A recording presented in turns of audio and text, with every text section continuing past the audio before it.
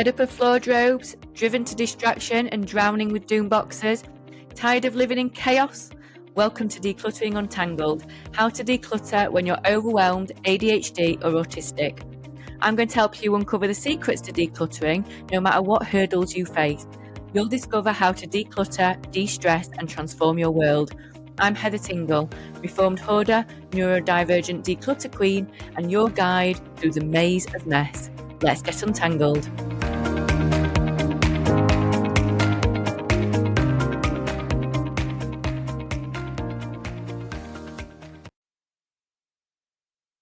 Hello Untanglers, and welcome to another episode of Decluttering Untangled with me, your host, Heather Tingle.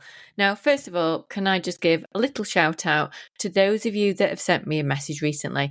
Now, I'm always going to keep them anonymous unless you explicitly put in your message that you give me permission to say your name.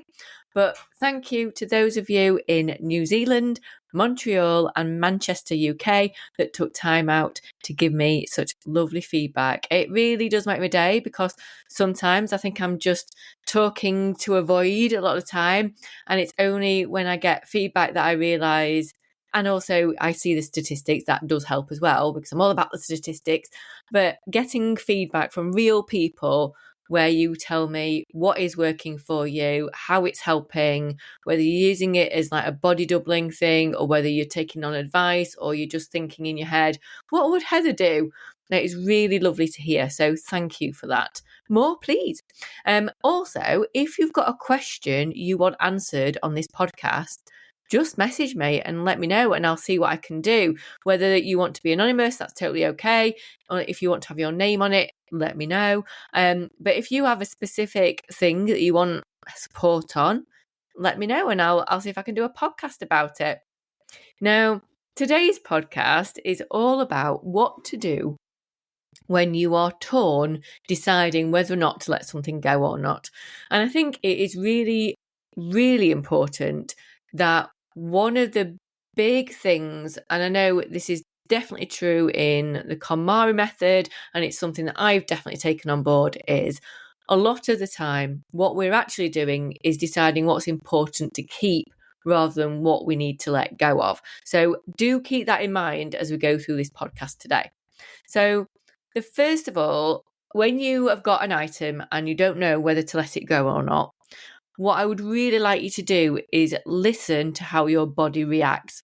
Now, this can take some getting used to because a lot of the time, if you are neurodivergent, you've probably got maybe other co-occurring issues with your body, and we can be really hypersensitive to our body. So a lot of the time, we've had to tell ourselves, stop feeling absolutely everything, stop thinking about absolutely everything, stop, trying shutting things down to cope with the world out there. But your body will give you a really good reaction to let you know whether or not to let something go. So how it feels in the pit of your stomach if you decide to keep it. How is that making you feel? Does it make you feel uneasy? Does it make you feel on edge? If you decide to let it go, how does that feel?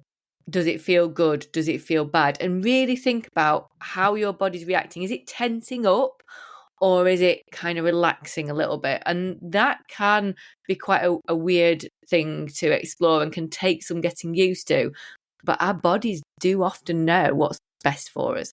So what happens a lot of the time, and this is because I talked about this with a client this week, and what happens, I often play devil's advocate with clients by really exploring why they should keep an item. So they say to me, I don't know whether to let something go or not. I really should let it go. It should go. I hate the word should. That goes, maybe they don't actually want to let it go. So then I explore why they should keep it. So, and I'm using the word why they should keep it with real poignancy, because I'm not saying they should at all. It's totally up to you. So I would say, why should you keep it? So I will point out all the positives to this item. And often when the right decision is to let it go, what the client does is rebel against all the good points by telling me all the real reasons why it needs to go. So is there anybody in your world that can almost play devil's advocate in a really gentle way, though, not by telling you need to keep it because this, this, and this, and this, but saying, well, these are the positives of it. It fits in the space. It's, not, don't ever use money as a reason. Like, that is a terrible reason to keep something, but it's really good for if you did this. Well, if you had to find something like this again, it'd be really difficult, and get them to be almost counteractive to what you're saying. And then you could go, yeah, but if I didn't have that, I could use this. And it might fit in the space, but actually I'd rather have the space, or this thing would fit there instead. Well, actually, my plan for this is to put this here instead. And you will counteract it. So often having someone tell you the reason why you should keep it means you realise the reasons why it needs to go. Okay, so that is part one. Part two, and there's a million different things that you can ask yourself, but I just want to go through a few today. Would you buy it again now? So forget the history of it, forget the cost of it, forget everything that is attached to it. As an item, would you go out and buy it now? It is possible that it's from a time of a different you, a different version of you, because we all grow and we all change, and our style and our taste change, and what's important to us changes. So what was you then might not be right for current and future you now. So ask yourself, would I buy it again? And that can be a really good indicator as whether you could keep it or let it go. And going back into the depths of it, figure out if it's a positive or a negative reason why you're keeping it. So is it guilt about the cost of it? Or is it the fact it was a gift? Or is it a happy thing? It brings back nice memories, or how it feels, or just that you look at it and it brings you joy because it's such a beautiful thing. Like, what is that positive reason, or is it a negative? And if it's a negative, we do not have enough room in our world for negativity. There's always going to be negative stuff in our lives. We don't need to add to it, so it's time to let it go. Is it, and this is a real sticking point from a lot of clients as to why things don't go, is it that you just feel stuck with it because you can't figure out a suitable exit plan for it? In which case, you've already half made the decision it needs to go. The hardest part is that you can't figure out an exit plan where it needs to go afterwards when it's gone because you're not in the right place for it. If that's the case, come into the Untangled community group on Facebook and seek out options. We will help you find an exit plan. I promise you there will be so many different ideas that you can try. Use the power of the group mind to help you with this. If you don't have the power of that group mind, or you're not on Facebook, for example, ask your friends, your family, I've got this item. I don't know what to do with it. I don't know how to let it go.